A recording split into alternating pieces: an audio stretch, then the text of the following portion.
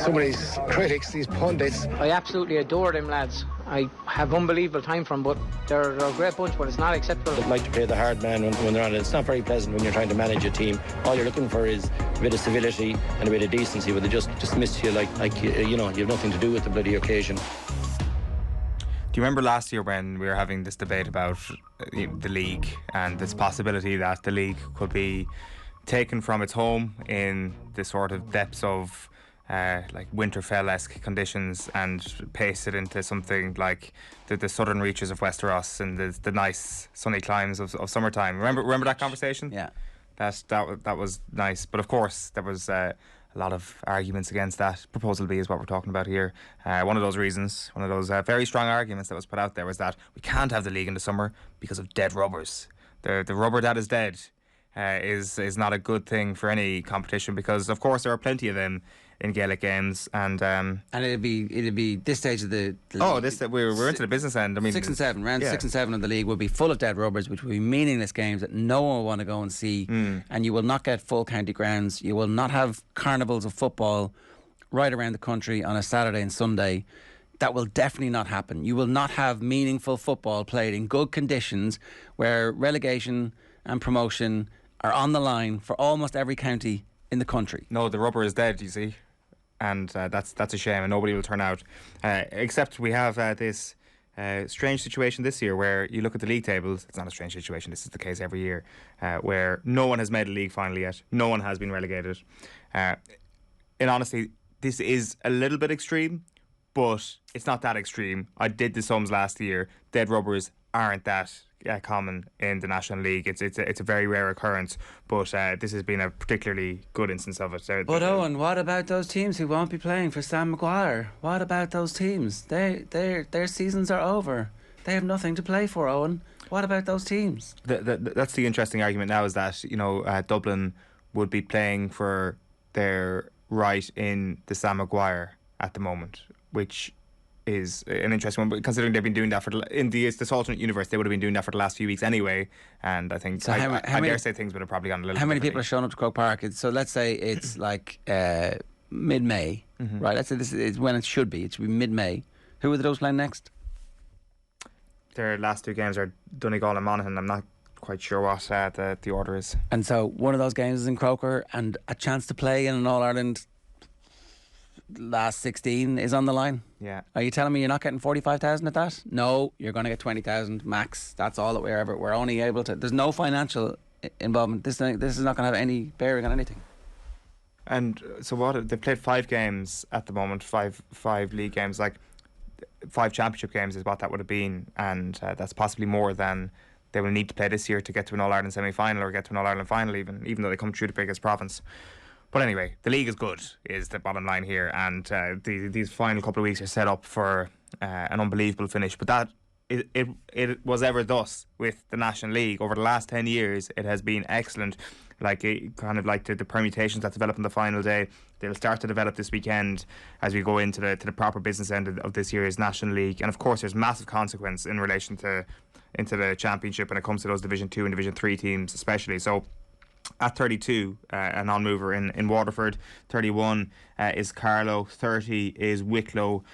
They all lost at the weekend. Wexford, they lost last week in their rescheduled game to Tip, but they got a win at the weekend to beat Waterford by a point. They were at number 29. London, the bubble seems to have burst a little bit on the London Rising. They're down to 28. They took a massive beating at the hands of Sligo at the weekend.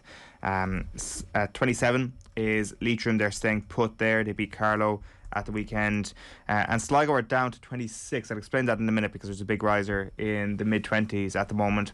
Longford are down to 25. They took a pretty heavy beating to Antrim after beating Westmeath the previous week, which looked like a significant result for this Longford team. It kind of feels like a step forward and a step backward over the last fortnight for that team. 24 is Fermanagh. They lost to Louth, and then that big riser, as I mentioned, is Tipperary. They're up to 23. Could have possibly got a bigger bounce, did consider bringing them into the top 20. I just want to kind of see how things go over the next little while. They beat Cavan at the weekend, if you missed it. They beat them by 4 points. A huge win for them, because it did look, after that early start to the season where they drew at Waterford and then got beaten by 8 points, let's not forget, by Leitrim. It looked like Tipperary could be stuck in Division 4 for another year. But that win against Sligo was a huge one, and then beating Cavan, which they kind of needed to do, I feel, really puts them into that promotion picture. So a few more wins and they'll definitely be into the top 20 again. Really turn things around at the moment, it seems, Tipperary. Antrim, as I say, big win against Longford. They're in at 22. Limerick staying put at 21. Cork, one of the big fallers this week, down to 20, lost to Meath by 8 points. So it's Roscommon by 6 points, a draw with Clare, Derry by 9 points, Galway by 8 points, Meath by 8 points. There's a pattern emerging here where Cork just aren't good enough to contend with the top teams in Division 2 at the moment, and they are, I think at this point, a yo-yo team between Division 2 and 3 for however long we see this league going. In a couple of years' time, they will be, they'll make their place back in the top couple of the divisions, but right now, that's where they are. Laois are up to 19th. They beat Wicklow at the weekend, and Louth, they've been very impressive throughout this league campaign. Mickey Hart potentially finally getting his fingerprints in this team. They're into 18. Down, produced egg and rubbed it in all of our faces from the quick picks last Friday. We all predicted they would beat Offaly in Newry, to be fair, on Saturday, but they got beaten by Offaly. A great late comeback from Offaly to beat them by a point. So Down are down to 17th. Cavan are down to 16th, not being punished too much by that defeat to Tip at the weekend. And Westmeath are up to 15th after their win against Limerick, responding well after their defeat to Longford the previous week. Offaly then, as I say, that win against Down has brought them up to 14th, and then Clare in at 13. Meath, I've put them back up to 12th. They can't be ahead of Clare, can they? They're not ahead of Clare on the league table as far as I'm aware, but I think, are they on the same points?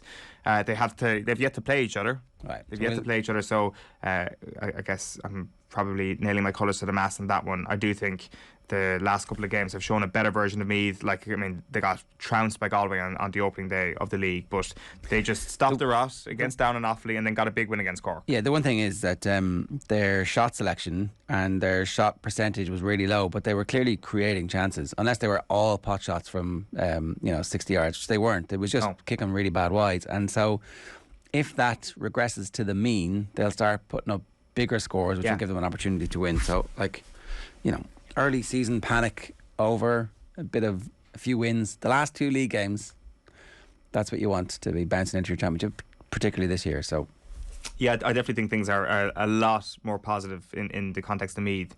After the weekend, you can't say we saw amazing signs against Down and Offaly. They should be beating Down and Offaly in all things being equal, and they only got draws against them.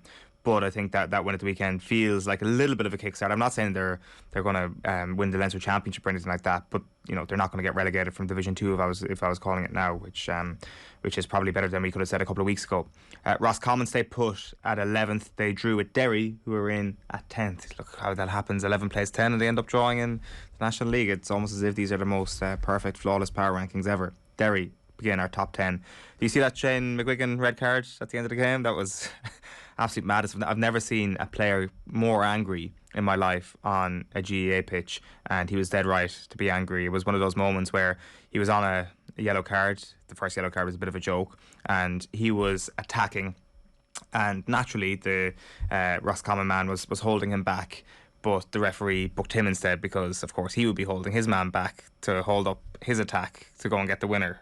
And he took his gloves off and he slammed them to the ground, and he was fuming, and rightly so. And because he wasn't on the pitch then, he didn't get the last minute free to win the game for Derry, and they missed it, and it ended up being a draw. So Derry are still getting punished for not taking a pot shot at the end of last year's championship game. It's like referees oh, you're just going to play this out now.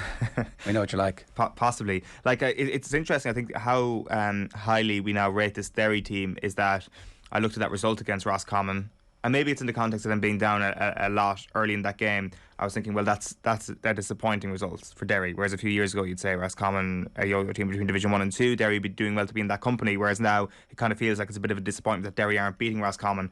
But they were just one kick of a ball away from beating them and coming back from behind. And all of a sudden, we're like, right, Derry are grinding results out on top of all of the quality that they're showing.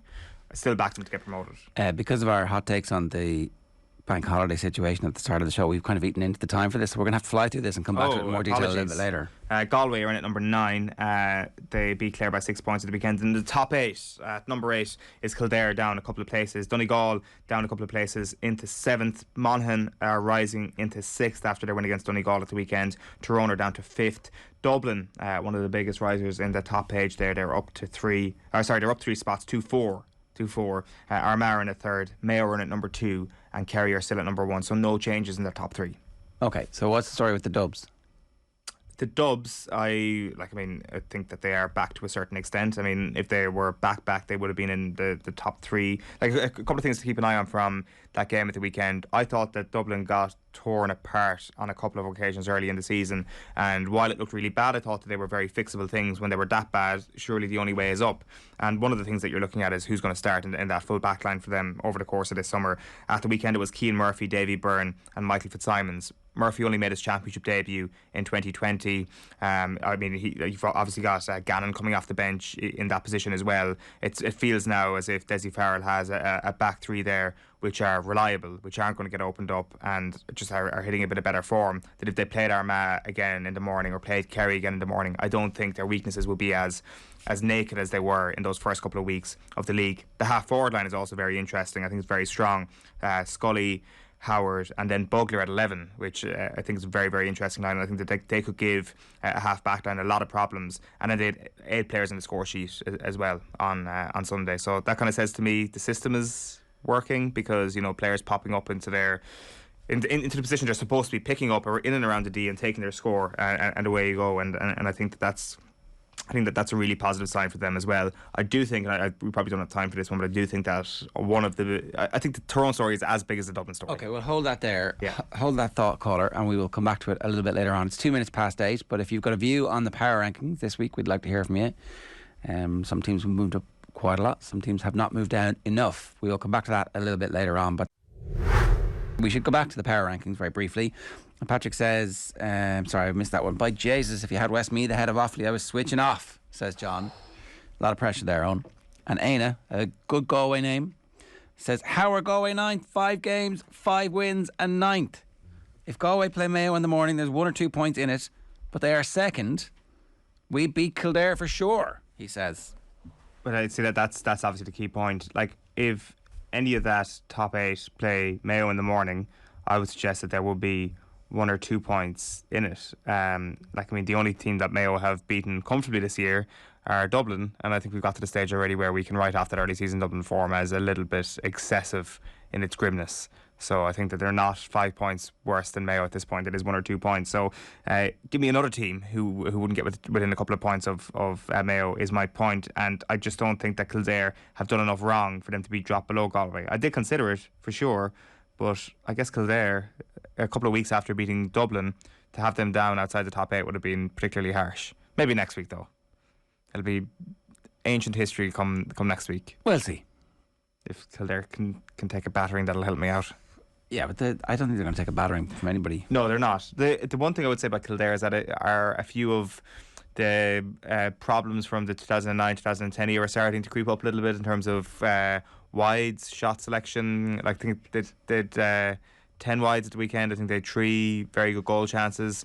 Now, in fairness, I think Darragh Kerwin was back at the weekend to come off the bench, came on for Paddy Woodgate. So all of a sudden himself... Jimmy Goals, can we call him Jimmy Goals? Is that a thing? No, Jimmy Highland. That did not get a good response from Gerard there. And Daniel Flynn, that's a pretty good full forward line. So that's one way of remedying your lack of good shot selection, is to have a very, very good full forward line. It doesn't mean everything. Mayo, for example, on Saturday night, I think struggled to get the ball into the right people's hands late in the game. It was Lee Keegan, obviously, who took that shot late in the game. I didn't ask you about the matchups. Yeah, so this is interesting. So, just on Mayo, I do think, and this is a wider point rather than just on the point of Saturday, is Oisin Mullen marking David Clifford a complete waste? Did he mark him for the whole game? Not the whole game, but the majority of it. And who switched in? O'Hora. Right. Wouldn't that be much better? I think so. I think O'Hora would actually relish the chance of going 80 minutes with Clifford for the full thing. But then you get Oisin Mullen as a creator as well. Yeah, I actually think it'd be interesting if O'Shea was available to have put Mullen on O'Shea, see if he can push him back the other way. Yeah. The only thing is Mayo are flush with halfbacks as we know. Like obviously it was Keegan who came up with that late effort, and then you had Paddy Durkin in the team as well. Or put Keegan on Clifford. Yeah, now obviously there are the ghosts of 2019 that haunt Mayo people and the idea of Lee Keegan as a full back, I suspect, given he got roasted by Conor Callaghan that day. But I would say that maybe Padraig O'Hora is your central defender, and maybe Keegan has that buffer of your full back to his right or to his left. I just think with Oisín Mullen and his particular set of talents, I think having him mark David Clifford was a bit of a waste. Clifford played well, and maybe Mullen stopped him from exploding on the night. But I think that you've got to accept that this guy's going to score a few points. You've got to think, what can we do to hurt you? Yeah, anything less than 6 is break even. Yeah. Anything between 6 and 10, you're doing okay. Yeah. Anything over 10, you got roasted. Yeah, that's probably fair enough. Right, that is this week's Power Rankings. I absolutely adore them lads. I have unbelievable time for them, but they're a great bunch, but it's not acceptable.